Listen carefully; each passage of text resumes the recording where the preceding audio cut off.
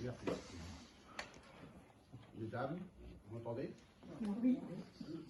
On entend le micro. C'est vert. Mesdames, Il fallait appuyer le jeu. bien, mesdames, mesdemoiselles, messieurs, bonjour.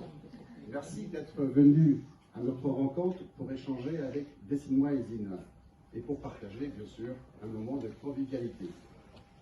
Je m'appelle Daniel Jenner, j'habite le quartier La Forêt et j'appartiens également à la liste Vivre mieux ensemble à Aisine, dirigée par Nadine Sanguinet-Jiménez.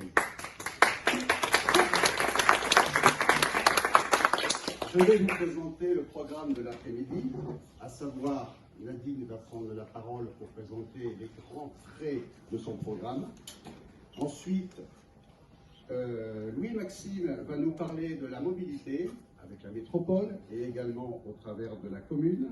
Patricia nous parlera de l'avenir de nos enfants, c'est-à-dire l'école et la petite enfance. Et on aura le plaisir, pour le troisième thème du développement durable, il nous sera expliqué par Monsieur le député Pascal Lavergne.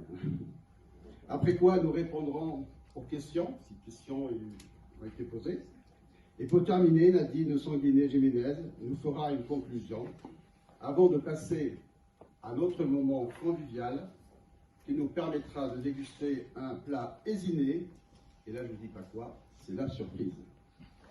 Pour commencer, j'appelle donc Nadine Sanguinet-Jiménez, tête de liste à Vivre mieux ensemble à Aisine. Merci Daniel.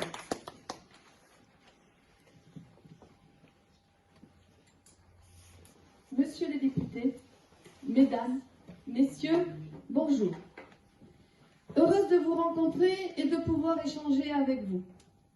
Je me présente, Nadine Sanguinet-Jiménez, 55 ans, mariée, 2 enfants, 2 petits-enfants.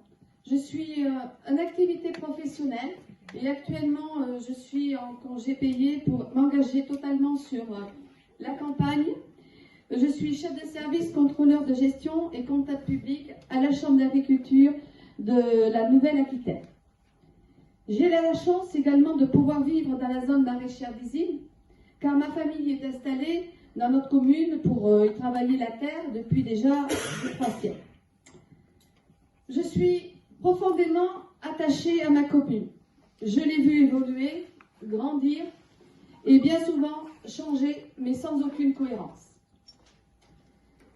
Elle est devenue une ville dortoir et cela s'est accentué depuis une dizaine d'années et plus particulièrement sous le mandat de la maire actuelle. Les incivilités se sont développées de jour en jour, l'urbanisme a pris une grande part et on a malheureusement oublié l'humain. C'est cet humain que je vous propose de remettre au cœur de notre commune.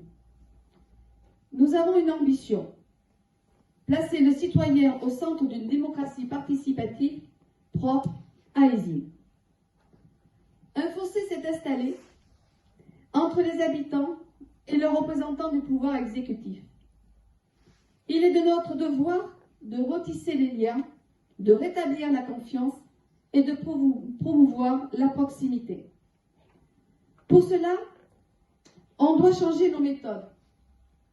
On se doit de co-construire, élaborer les décisions avec les citoyens sans oublier de présenter en toute transparence l'avancement des projets et respecter nos engagements.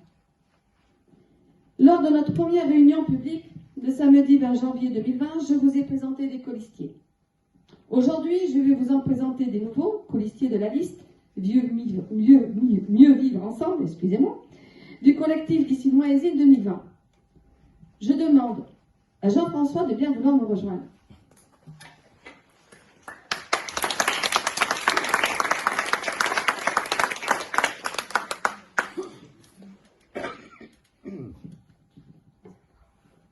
Bonjour messieurs et mesdames, bonjour monsieur le député.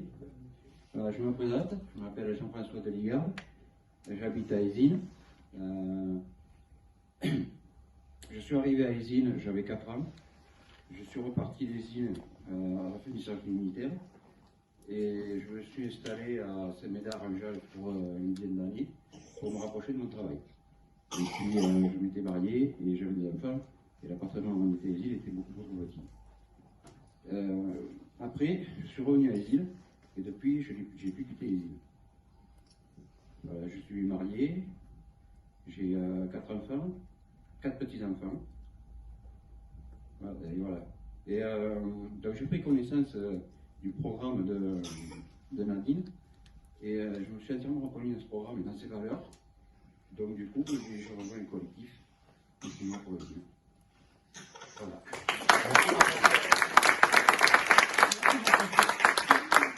Patricia?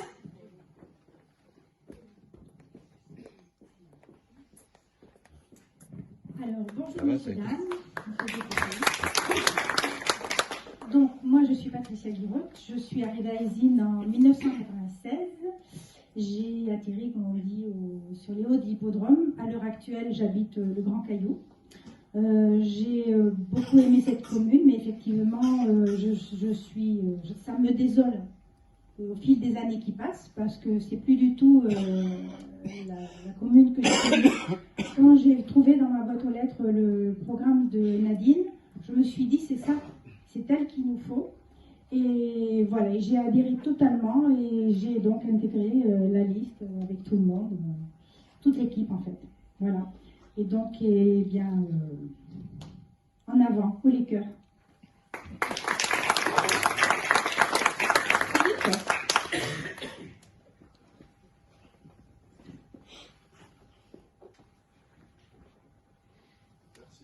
Merci. Tu aurais dû m'appeler le dernier parce que c'est celui peut-être qui a le moins besoin d'être présenté. Non. À force de se présenter aux élections, on finit par le connaître. Voilà. Donc, historiquement, je ne vous dirai pas en quelle année je suis arrivé à Aisine, mais mes parents étaient là depuis bien longtemps, et enfin ma famille était là depuis bien longtemps, et je suis un peu un sous-produit qui te ressemble finalement, puisque mes parents ma lignée parentale était des maraîchers sur la commune des Îles. Voilà. Bon, moi aussi j'ai bifurqué, comme toi. Enfin, je l'ai fait avant toi, mais c'est bien, il y a un certain nombre qui l'ont fait comme nous. Et je me suis orienté vers des études qui m'ont amené dans un monde totalement différent, puisque c'était le monde de la chimie. Mais vous savez, la chimie, ça amène à tout. J'ai appris que Madame Thatcher était une ancienne chimiste. Ouais. Bon, disons que les études scientifiques, c'est quelque chose de très important. À l'heure actuelle, on fait de très bons commerciaux, mais sans connaissance scientifique, c'est pour comprendre le monde actuel, c'est assez compliqué. Bien, ceci étant, donc voilà un petit contour de mon existence. Moi aussi, je suis marié, je suis père de 3 enfants, je suis grand-père de 6 petits-enfants. La plus petite d'ailleurs que 3 ans, mais c'est quand même quelque chose de conséquent. Bien, alors quant à Nadine Jiménez, bon, je connaissais la famille, je me trompe toujours, je dis toujours Jiménez avant Sanguinet. Quant à la famille Sanguinet, pour les Aisinais, c'était quelque chose effectivement qui résonne dans l'oreille d'un Aisinais dit de souche. Et donc quand j'ai appris qu'elle menait la liste, j'ai dit pourquoi pas, avec Sandrine Beltan. On avait déjà une association, on avait déjà candidaté, Sandrine est une élue sortante d'opposition, une élue qui a été bien formée à la vie de conseillère municipale et donc qui connaît parfaitement les rouages de la commune de part, et puis en plus son métier en tant qu'ingénieur au CNRS, s'occupant de la gestion de l'immobilier du CNRS, lui confère des qualités extraordinaires pour la gestion municipale. Bon, que dire de plus? Je pense qu'il y a une très bonne équipe. J'ai fait connaissance de beaucoup de gens que je connaissais peu ou pro. Je pense que vous avez entendu parler des sondages dernièrement concernant l'intérêt des gens pour leur maire. Et il se trouve qu'à peu près 62% apprécient le travail de leur maire. Mais un autre sondage nous indique que 52% souhaitent que le maire change. Donc vous voyez, ça veut dire, donc si on fait un rapide calcul, ça veut dire que la base électorale des maires sortants, et pourquoi pas du maire des Innes, va se trouver épuisée d'une certaine quantité, ou d'une quantité certaine. Voilà. Donc tout ça nous donne beaucoup d'espoir. Enfin, je pense qu'on doit avoir beaucoup d'espoir dans la réussite de cette liste. Que dire de plus? À l'heure actuelle, tout le monde est sur le terrain pour faire du porte-à-porte, qui est le travail de base fondamental pour tout candidat à l'élection municipale. Le boitage, c'est quelque chose de très important, mais le contact humain est encore bien supérieur. Et je pense que ce travail sera payant. Le contraire m'étonnerait. Voilà. Donc, je souhaite beaucoup de chance à Nadine, dans un mois, un mois et puis une semaine, voilà. 31 jours, voilà. Et donc, je croise les doigts, nous croisons tous les doigts, et on se retrouvera, je pense, le 15 mars. Voilà, avec des lauriers tressés au-dessus de la tête. Voilà. Merci.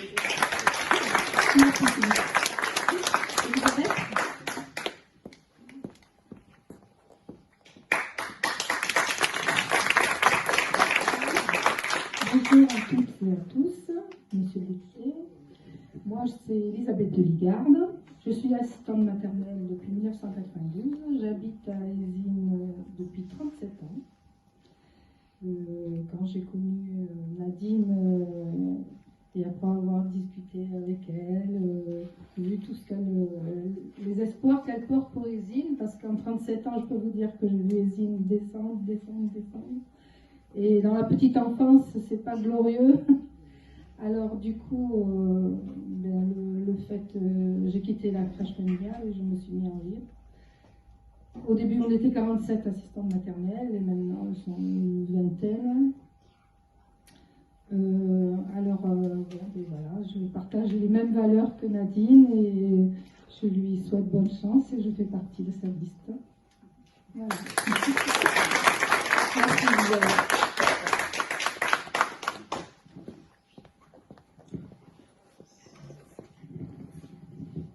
Merci Nadine, merci mesdames. Maintenant, nous allons appeler, s'il vous plaît, Louis-Maxime pour nous parler de la mobilité.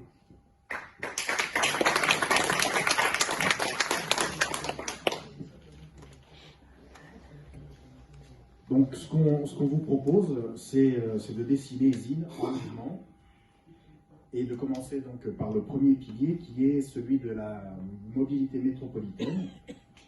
Donc, ce qu'on souhaite, le collectif, c'est de créer une métropole du vélo. On souhaite également développer le prêt longue durée et gratuit de vélo, sensibiliser les plus jeunes via formation, développer l'intermodalité, les stations de vélo et les connexions directes avec les nouvelles lignes de bus et le tram qui arrive sur Aisines, promouvoir enfin le covoiturage et encourager l'utilisation de véhicules propres. Une autre partie importante de ce pilier est la mobilité intracommunale.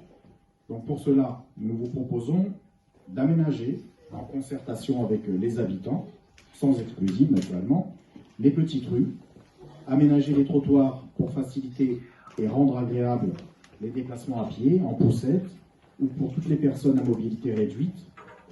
J'imagine que vous avez dû constater souvent que des personnes atteintes de paralysie sévère sont obligées de circuler sur la voie réservée aux véhicules. Donc, améliorer également et développer le réseau cyclable en site propre, On souhaite créer des arceaux, des stations d'arceaux sur l'ensemble des quartiers avec stations gonflables, aménager des bancs et des espaces ombragés. Lorsque on se promène dans les rues des îles, on doit pouvoir marquer une halte, particulièrement pour les personnes les plus jeunes ou les plus âgées. Et enfin, mettre en place un bus dédié aux seniors et aux handicapés.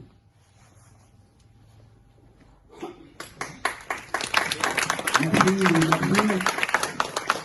Maintenant, je vais donc appeler Patricia, qui va nous parler de l'avenir de nos enfants, à savoir l'école et la petite enfance. Bien. Alors, nous souhaitons construire à long terme, et quoi de plus important que l'avenir de nos enfants, car c'est le futur de notre commune. Nous proposons de travailler sur plusieurs axes. Premier axe, nous souhaitons prioriser les crèches. Pour cela, nous tenons à développer les moyens d'accueil, étudier un projet dans le secteur Cantinol-Caresse-Montalieu, rendre les horaires flexibles et adaptés aux parents, faciliter les projets de crèches d'inter-entreprises. Le deuxième axe de notre travail est la petite enfance. En effet, notre réflexion s'est portée sur plusieurs aspects qui nous paraissent fondamentaux. Améliorer le fonctionnement du relais d'assistante maternelle, rétablir le fonctionnement municipal de la ludothèque, mettre en place un service minimum d'accueil les jours de grève, faire un référendum sur les rythmes scolaires pour l'ensemble des écoles de la commune. 4 jours et demi. Lancer la construction d'un nouveau groupe scolaire pour le secteur Cantinol-Caresse-Montalieu. Réhabiliter le centre de loisirs du Passant avec création d'une halte garderie uniquement le samedi, de 3 ans à 12 ans. Reconfigurer les infrastructures du Passant au service des associations. Étendre le pédibus pour un ramassage collectif et participatif sur la commune. Accroître les capacités de nos enfants aux actions de développement durable. Permaculture, tri sélectif, écosystème, énergie naturelle. Mettre en place une bourse numérique et autres. Mettre en place un décalage des horaires entre les écoles maternelles et élémentaires. Instaurer par quartier un café des parents. Créer un programme Finance ton permis.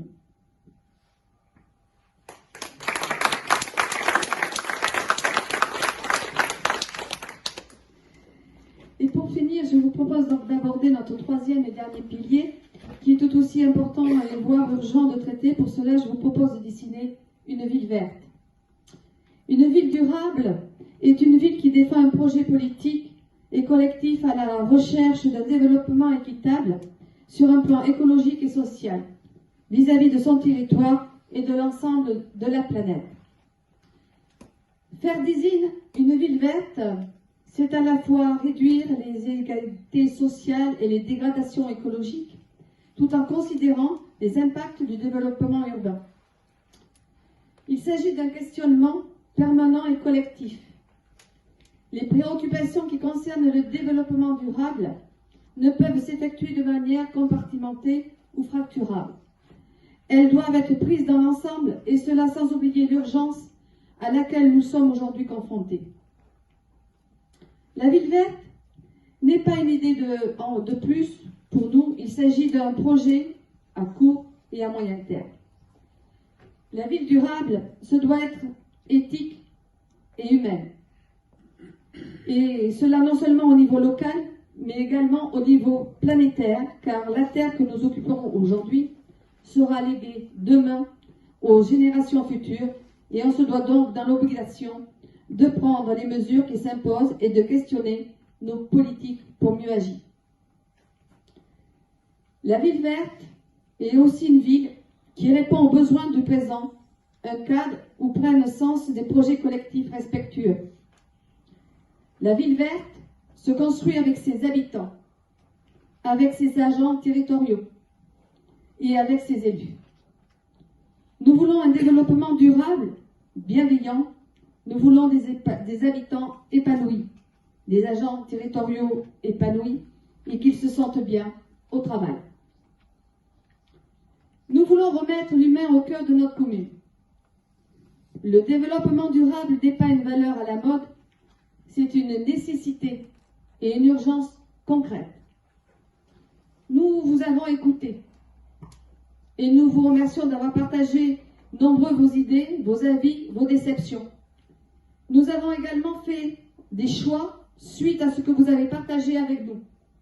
Donc, voici ce que nous avons envisagé avec vous. Nous allons créer un pôle de développement durable. Nous proposons de créer une halle au centre du bourg pour accueillir un marché de producteurs.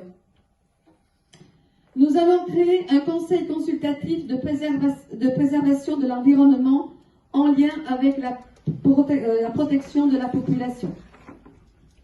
Nous allons réaliser un diagnostic environnemental des bâtiments communaux. Nous sensibiliserons pour la lutte contre la précarité énergétique. Nous lancerons un programme aux arbres citoyens. Nous sensibiliserons les citoyens au respect de la propreté de la commune. Nous mettrons en place des carrés de culture libres avec des bacs de récupération des eaux, de pluie et des bacs de récupération de compost au sein des quartiers. Nous sensibiliserons les citoyens afin de réduire le gaspillage et tendre vers le zéro déchet. Nous développerons les énergies renouvelables sur l'ensemble du parc communal. Nous inciterons et faciliterons les consommations des produits agricoles locaux. Nous mettrons à disposition des exploitants des terres et du matériel agricole via une association. Nous respecterons et valoriserons les exploitations agricoles. Nous implanterons des cabanes à chauves-souris pour lutter contre les moustiques. Nous sèmerons des fleurs pour les abeilles. Nous mettrons en place des indicateurs pour mesurer les progrès écologiques de la commune. Aujourd'hui, nous avons monsieur le député Pascal Lavergne de la 2e circonscription. Pour vous, est-ce que vous pouvez me dire c'est quoi une commune durable?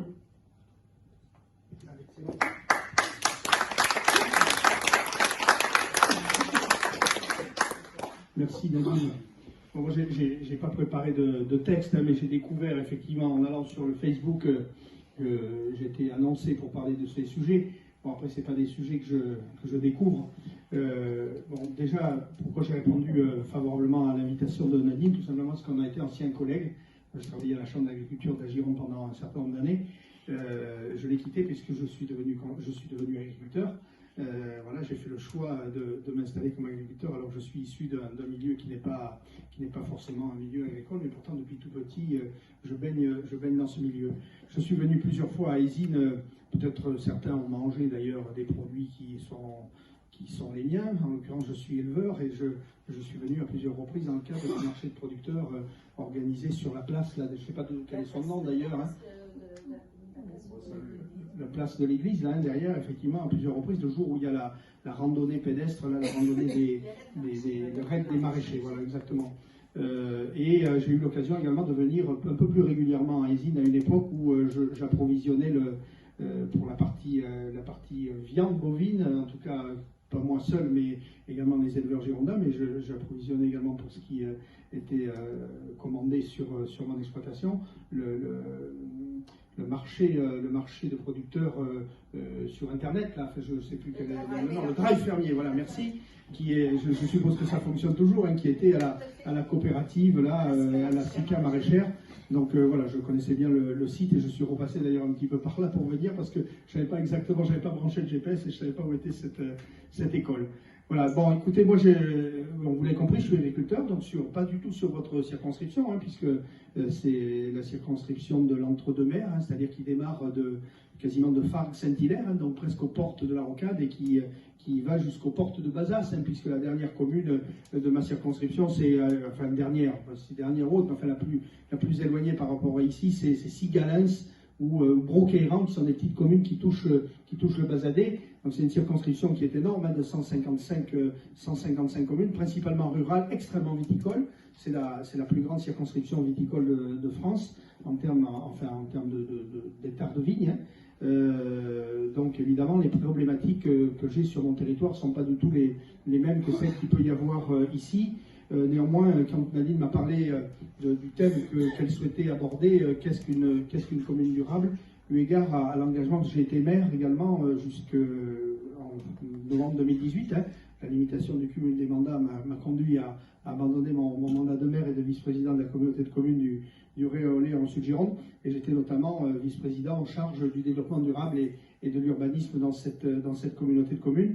Et évidemment, il y a plein de choses qui sont liées par rapport à la problématique du développement durable ou le fait d'avoir une commune de type durable. Le département de la Gironde, vous savez, c'est un département qui accueille beaucoup de population, entre 15 000 et 20 000 habitants par an. Une grosse partie de la population vient dans la métropole, hein, donc Bordeaux et puis les communes qui sont à sa périphérie immédiate. Et il y a évidemment des retombées aussi sur le bassin d'Arcachon, c'est important, et un peu plus à la marge sur nos secteurs. Mais néanmoins, nous sommes confrontés. Pardon, je sors d'une bronchite, donc il faut que de temps en temps que je limite un peu ma voix. Donc nous sommes confrontés également à ces problèmes d'urbanisation importants et rappelons que nous consommons l'équivalent de la superficie d'un département en France tous les 10 ans. Et donc le modèle de développement urbain que nous avons connu, il faut sans doute y mettre un terme, ou en tout cas infléchir un petit peu cette façon de faire, parce que bien souvent c'est au détriment des zones agricoles, des zones naturelles, des zones forestières. Et j'ai envie de dire qu'on le voit d'ailleurs dans les articles de presse, notamment par rapport à la circulation, concernant la métropole bordelaise, on est au bord de l'étouffement, enfin c'est même plus que le bord. On est là pour le coup, la métropole bordelaise a aussi une belle bronchite, voilà. Et donc tous les îlots qui peuvent être préservés dans des villes à la périphérie de Bordeaux, Ésine en fait partie, hein, puisqu'il y a également une tradition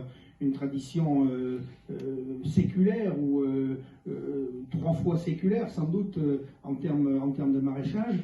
Hein, ça a été un des bassins d'approvisionnement de la ville, hein, la ceinture maraîchère de Bordeaux, et les ceintures maraîchères agricoles, il y en avait quasiment autour de toutes les villes. Enfin, moi je suis originaire du Limousin, autour de Limoges, il y avait également ça. Bon, évidemment, le développement de Limoges dépasse le développement de Bordeaux, peut-être dommage pour Limoges d'ailleurs, mais en tout cas, voilà, ces ceintures maraîchères ont souffert d'un développement urbain souvent galopant, désordonné, parce qu'on pensait que ça s'arrêterait en fait, et jamais on a pris le temps de se poser pour dire comment on peut le juguler, parce qu'évidemment c'est toujours le rapport à l'argent qui domine, hein, évidemment, puisque on est toujours tenté de valoriser son foncier en le vendant pour pouvoir faire des habitations.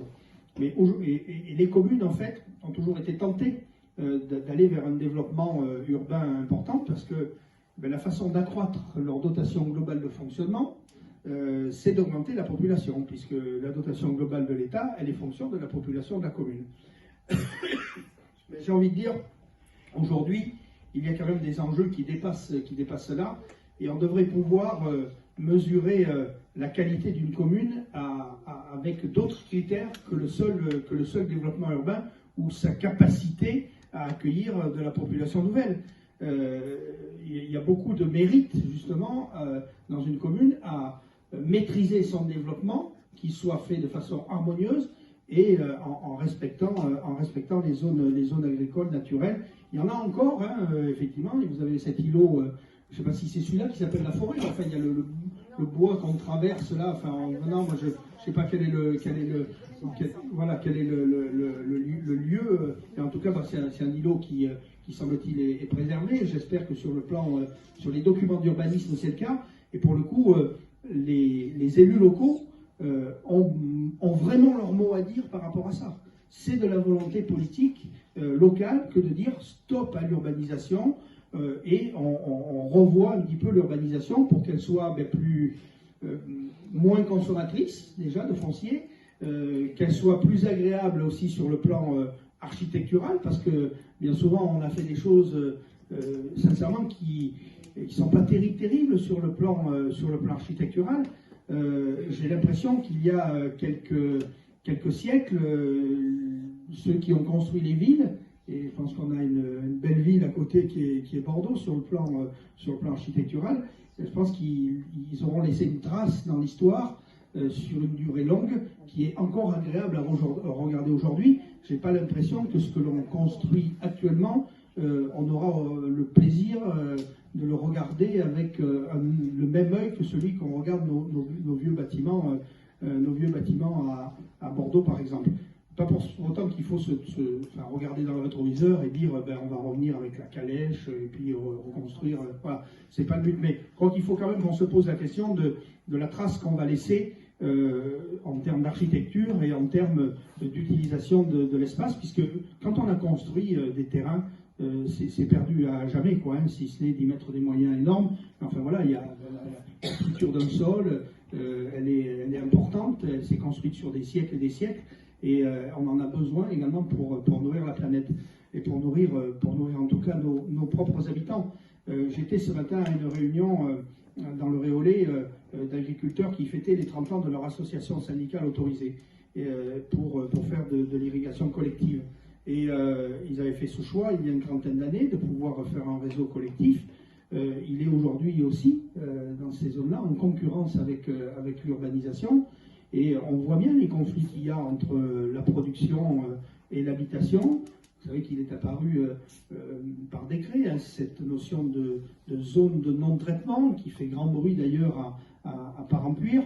Je comprends effectivement hein, la nécessité de mettre ça en place pour protéger les habitations, les écoles, enfin les zones où il y a des personnes humaines, d'une activité agricole qui parfois a des pratiques qui conviennent plus trop, hein, qu'il faut adapter. Pour autant, il faut que chacun puisse cohabiter. Et il est également du devoir de ceux qui réfléchissent à l'urbanisme de faire en sorte que ces conflits d'usage entre l'usage d'habitation, mais également l'usage de production de denrées alimentaires, qui doit évidemment progresser sur le plan qualitatif. Il y a une demande sociétale forte aujourd'hui de produire dans des conditions qui sont plus respectueuses d'abord du produit, de l'environnement humain, mais également plus respectueuses de la biodiversité et de l'environnement naturel. Donc tout ça, ça se réfléchit également dans le cadre de l'urbanisme, et que vous ayez cette volonté-là me paraît tout à fait louable, parce qu'il faut sincèrement arrêter ce développement de façon anarchique des villes. J'ai senti dans les prises de parole tout à l'heure qu'il y avait une forme d'arrachement, enfin, par rapport à ce que vous aviez connu de votre ville, et le sentiment que les choses n'ont pas été forcément complètement maîtrisées. Si la volonté est la vôtre de le faire, sincèrement, c'est pas moi qui vais aller à l'encontre. On peut, de par les politiques publiques, de par les décisions au niveau d'un conseil municipal, de par le poids que vous pourrez porter au niveau de l'agglomération, en fait, de Bordeaux Métropole, puisqu'il y a également l'échelon intercommunal qui entre en ligne de compte. Il y a également le SCOT, le schéma de cohérence territoriale, qui a déjà dessiné un certain nombre de pistes. Et il convient effectivement de peser là-dessus si vous considérez que ça ne va pas trop. Et j'ai échangé avec Nadine sur les superficies qui restaient.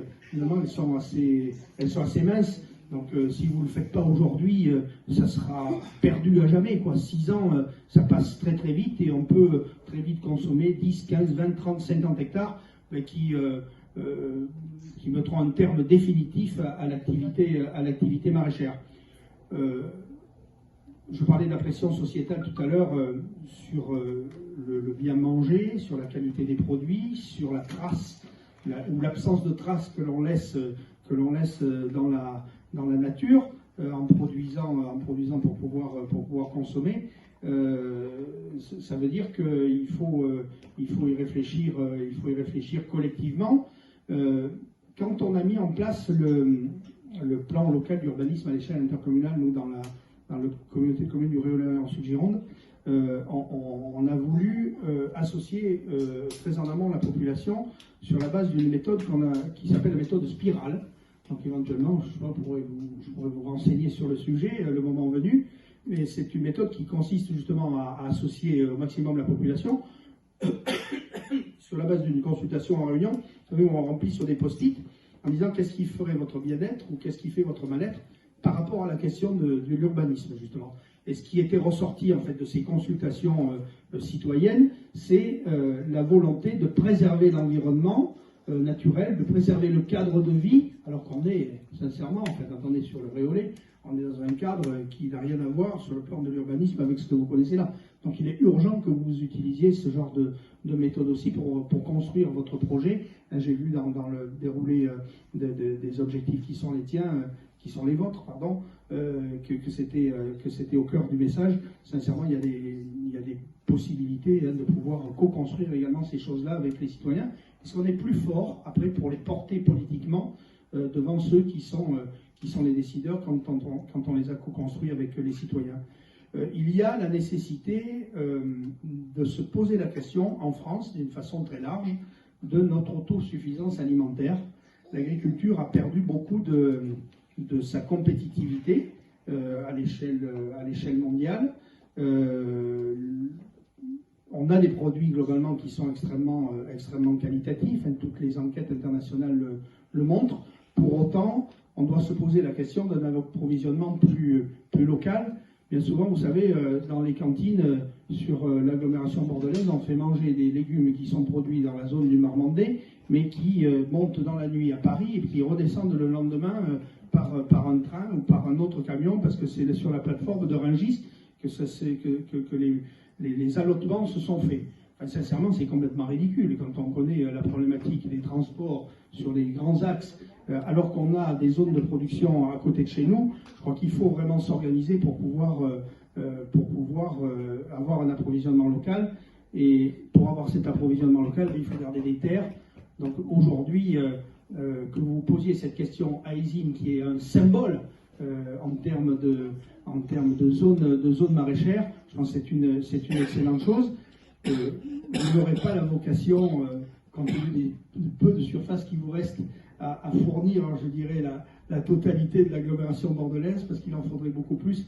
Je crois que le nombre de jours d'autosuffisance alimentaire par rapport à ce qu'on est en capacité de produire sur l'agglo bordelaise, je crois qu'elle est de 1 jour ou de 2 jours. Ce qui veut dire que vous êtes globalement, nous sommes Girondins très dépendants de l'extérieur.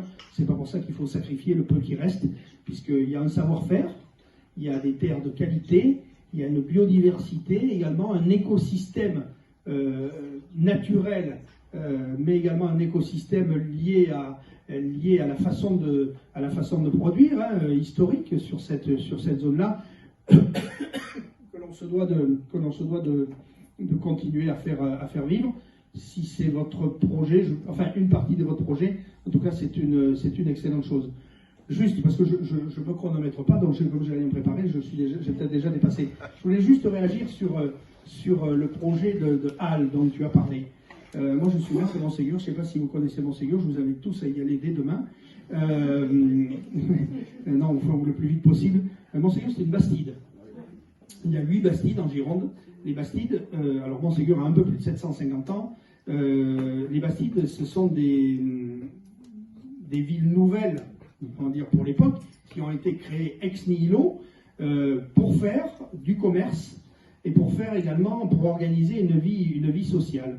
Et c'est un urbanisme qui est tout à fait d'actualité aujourd'hui pour atteindre les objectifs que tu as évoqués, de recréer du lien social, de remettre l'humain au centre et au cœur de la ville.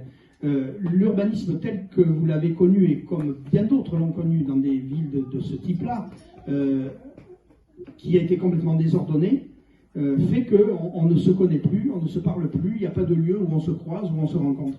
Et sincèrement, une halle, pour en avoir une à Montségur, au cœur du village, c'est un élément extrêmement structurant dans la vie de notre commune. Et connaissant bien le site, effectivement, dont on a parlé pour le raid des maraîchers, ça serait parfait. Après, il faut que l'architecte des bâtiments en France soit d'accord, parce qu'avec l'église qui est à côté, en fait, tout se négocie, tout se discute, mais sincèrement, ça serait ça serait un symbole extrêmement fort, mais au-delà de la construction du lieu, il faut effectivement le faire vivre. L'idée d'y faire un marché de producteurs, si vous n'en avez pas aujourd'hui de marché sur la ville, ça serait effectivement très intéressant de pouvoir le faire. Ça évite des déplacements en voiture, on peut organiser, j'ai entendu parler de mobilité, de déplacements doux, d'avoir des trottoirs qui soient plus circulables avec des poussettes, etc. etc. Tout ça, ça participe de la vie, du vivre ensemble et du lien social qu'on peut créer entre les uns ou les autres. C'est vraiment des éléments extrêmement structurants. Et si autour d'un projet architectural qui marquera, et il faudra faire quelque chose de beau, qui soit également durable dans ses matériaux et dans son aspect visuel, il faut également faire vivre des choses autour, faire vivre une activité commerciale, mais c'est un levier énorme après pour pouvoir faire des brocantes, pour pouvoir faire des fêtes, pour pouvoir faire des manifestations, également les gosses qui peuvent jouer dessus. Il faut être assez permissif pour qu'ils puissent y taper le ballon, pour qu'ils puissent y faire éventuellement du skateboard, etc., etc. Enfin, moi, c'est vraiment un élément structurant dans une ville dont j'ai été le maire pendant 5 ans, dont je suis l'élu depuis 25 ans. Et c'est pas moi qui vais bouder mon plaisir de voir ce type de développement urbain ailleurs. Donc, sincèrement, si vous l'avez à cœur, réfléchissez-le bien, mais ça peut être effectivement un levier extrêmement déterminant qui change profondément la vie d'une commune.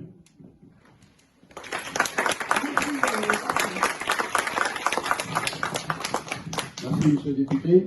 Effectivement, Montségur, le cœur de Montségur est une très belle ville qu'il faut visiter, pour l'avoir fréquenté plusieurs fois. C'est vrai que vous avez parlé d'urbanisme, le foncier qui est ravagé, et la notion d'espace. Et c'est là-dessus qu'il faudra travailler, sauvegardons l'espace. Bien, maintenant nous allons passer aux questions, s'il vous plaît. Et est-ce qu'il y a des questions? Et alors, dans l'urne là-bas? dans l'urne. Et tiens, On va aller chercher l'urne à question. Où est-elle? C'est l'aquarium. La voilà.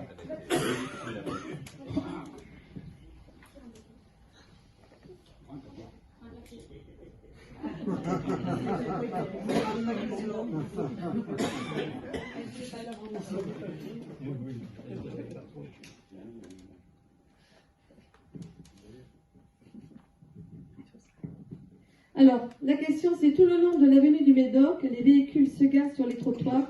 Comment éviter cela?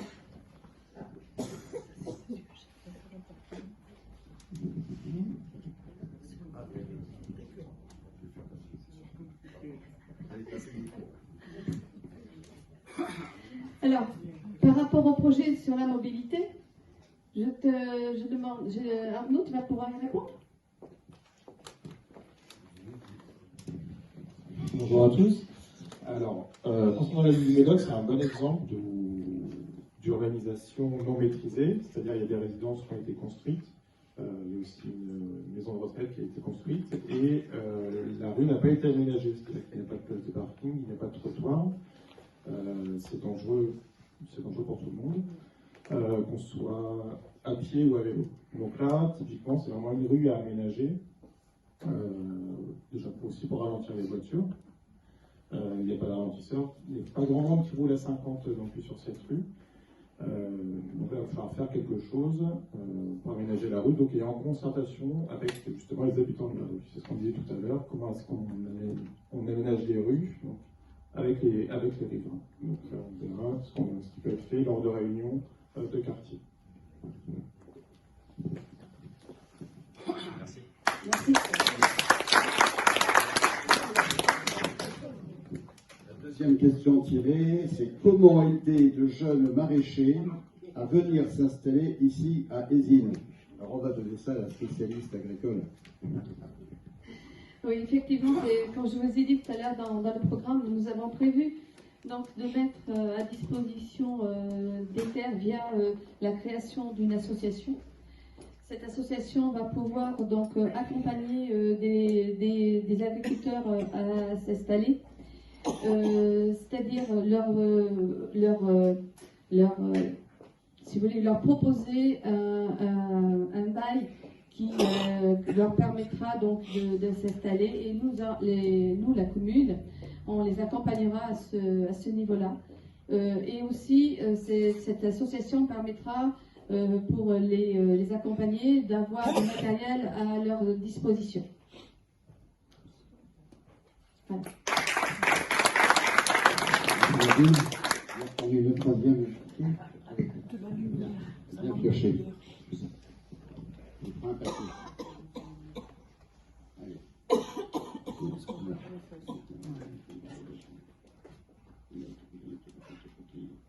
Alors, créer des crèches nocturcées, c'est peut-être un mot anglais, je ne connais pas très bien, ou avec. Ah voilà, quelqu'un a éteint la lumière. Alors, créer des crèches qu'est-ce que tu dis là? Nocturnes, ah pardon.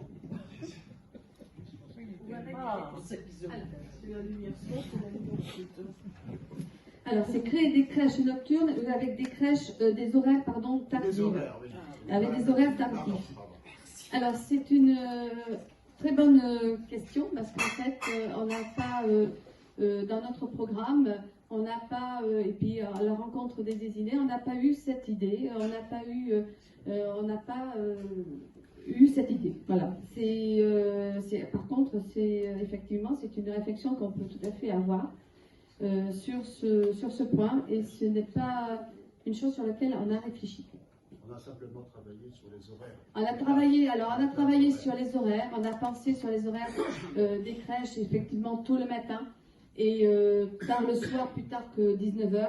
On a pensé aussi aux parents qui ont des horaires, des sorties d'enfants primaires et maternelles en décalé, et c'est pour ça qu'on vous a dit aussi dans le programme qu'on avait pensé à ce que ce soit décalé pour que les parents évitent de courir derrière la montre. Donc c'est important, mais des crèches nocturnes, non, on n'a pas prévu et on n'a pas réfléchi à ce point. Mais c'est une question qu'on va effectivement réfléchir. Merci pour cette question. On va chercher un billet. Ouais, il y en a d'autres petits là, non? Allez, on prend un autre. Oh, c'est bien. C'est gentil. Ah, on est dans le cœur du sujet. Où peut-on acheter des légumes des maraîchers? Alors, déjà, ici, vous avez vu, vous avez pas mal de légumes, parce que comment notre point de développement durable est très important. Donc, ce sont tous des légumes achetés à un maraîcher qui est désigné. Donc, vous avez la possibilité d'acheter dans ANAP. Il y a une ANAP sur Résine, il y en a deux ANAP sur Résine.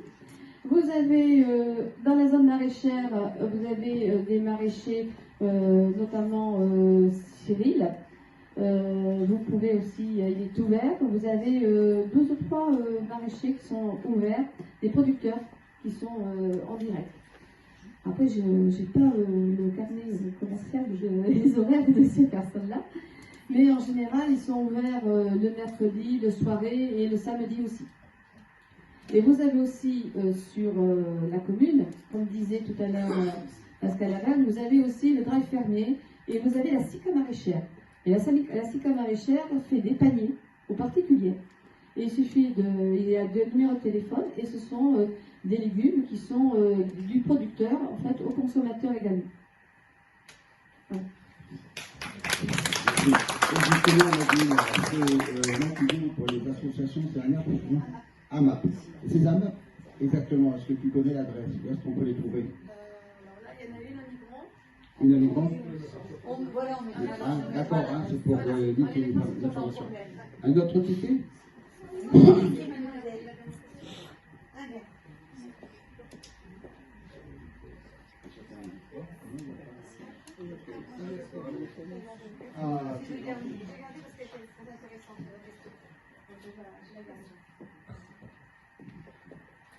Ah ben là, on est dans le vélo. envisagez-vous de créer des pistes cyclables en site propre? Monsieur Arnaud, Monsieur Vélo. En site propre. Hein. Alors oui, on va créer des pistes cyclables en site propre. On a analysé le réseau cyclable sur Aisine. Il y a un réseau mais qui est totalement inutile aujourd'hui. C'est un peu compliqué de faire du vélo à Aisine. Si vous voulez vous rendre d'un point à un autre, soit vous êtes sur un site propre, soit vous êtes sur la route et vous avez le temps de vous faire passer. Donc non, on va créer un réseau cyclable sécurisé. Ça fait partie du projet. Merci. Voilà, s'il y a d'autres questions, et si les personnes ont mis pas toujours les adresses mail sur le site, on essaiera de répondre à toutes les questions restantes pour ne pas vous parler. Voilà. Et pour terminer cet après-midi en information, je laisse un mot de conclusion à Nadine. Alors, pour faire d'Aisine une commune qui donne envie d'y vivre, de se retrouver, nous devons décider de son avenir de manière collective. C'est ensemble que nous donnerons un temps d'avance à notre commune d'Aisine, et je suis consciente que cela nous demandera du courage et de l'audace. Cependant, laissez-moi vous rappeler qu'Aisine n'est pas la propriété d'une seule personne, ni d'un groupe d'élus éloignés de nos préoccupations. Aisine nous appartient, car nous sommes Aisine. Je vous invite à notre prochaine réunion publique qui sera le 22 février à 16h à l'école élémentaire René Girol, qui est au centre d'Aisine. Nous vous présenterons d'autres piliers de notre programme. Je profiterai à ce moment-là de vous présenter également d'autres colissiers. En tout cas, je vous remercie de votre présence et d'être venus. Et je vous invite de nous retrouver autour d'une soupe faite avec les légumes de saison de notre zone maraîchère. Et je vous souhaite une excellente dégustation et une belle fête de soirée. Merci.